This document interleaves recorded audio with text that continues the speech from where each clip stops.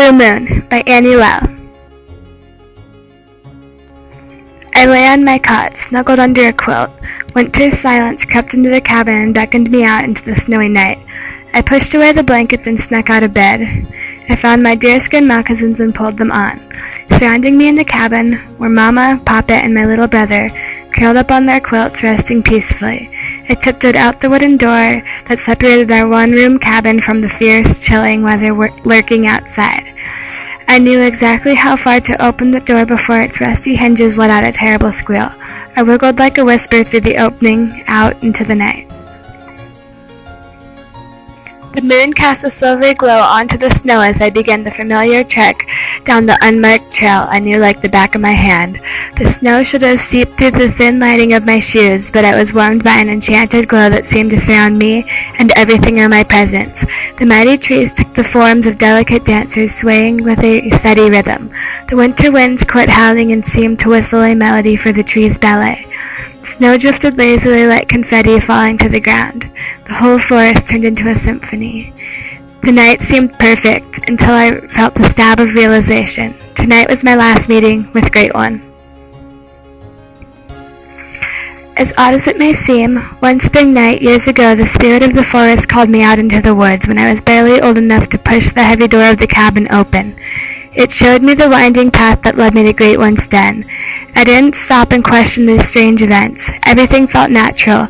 For the first time, the spirit filled me and lifted my soul. The sensation of flying coursed through my body, though my feet were firmly planted on the ground.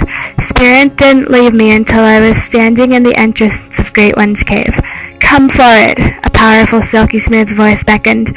My tiny fingers shook, but I commanded my feet to move forward. I scanned the nook. A small bonfire blazed in the center of the cave. My mind gaped in wonder as I found where the voice had come from. A jet-black wolf sat tall beside the fire, trying to warm himself. His icy blue eyes pierced me like daggers. They sent electric shockwaves rippling through me. "Hello, my child," it spoke, slinking towards me. I began to back away. "Do not fear. I am Great One." I suddenly felt calm, hearing the peace and serenity in his voice. "I mean you no harm. You are a dreamer. You are able to see the magic on earth others cannot. I wish to show you the Cherokee ways, if you choose. Meet me here each full moon to learn how to live with nature as one. It must be our little secret." I willingly accepted the proposal. I imagined the wonder and mystery exploring the forest would bring. I stayed true to my word. I visited the den every full moon until now. Each meeting, Great One took the shape of a new animal representing a trait of the forest. Great One taught me the forest secrets, how to help it and get its help in return. Over time, he began to call me Blue Moon. He chose these words because he'd never known a dreamer quite like me before. We grew closer than the rich purple columbine that grew on the outskirts of the woods. That was the past, and now I had the present to face. I reached the cave at last. Something peculiar caught my eye. Great One had taken the form of the jet-black wolf again. "Welcome, Blue Moon," he greeted me. "Is there any other way? Can I meet you just one more time?" I asked, fighting back the tears that threatened to spill down my cheeks. "I'm afraid not. Stay true to the Cherokee ways, and I will never truly be gone. This is our last night together, but it is the most important. I have taught you well, and you must never forget what you've learned or the memories we've shared. Now, if you are ready, we shall proceed to your final lesson." I nodded solemnly. Great One let out a noticeable sigh, exposing his pink tongue. "Blue Moon, some things must not be held on to forever. They need to be let go after you're through with them. But there will always be pieces left behind, and with those pieces, you form a new puzzle," Great One whispered gently. His words filled me. A new sense of hope washed away the metallic taste of longing and loss. "Yes, Great One," I replied, a smile faintly crossing my lips and leaking into my voice. "Very well," he nodded. "I hope you have learned through the changing of the leaves. Spring is a time for new beginnings. Summer is for leisure and letting yourself shine in full bloom.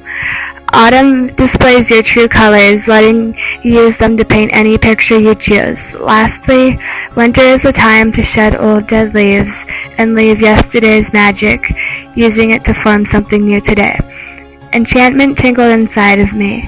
Lingering in my soul, I could feel spring's freshness, summer's warmth, fall's crispness, and winter's wonder. I bid you farewell, Blue Moon. Each lesson you have learned is a raindrop filling your pond. Great One moved close to me. He reached out his ebony paw and held it in the air. I gently pressed my fingers to his paw, feeling his padded feet press against my hand. Thank you, Great One, I whispered, turning to leave. I will send the wind for you once more in time, he called into the night. The forest performed an encore of its ballet, and the moon hung low, casting a glow over the trees, but this time with a hint of blue.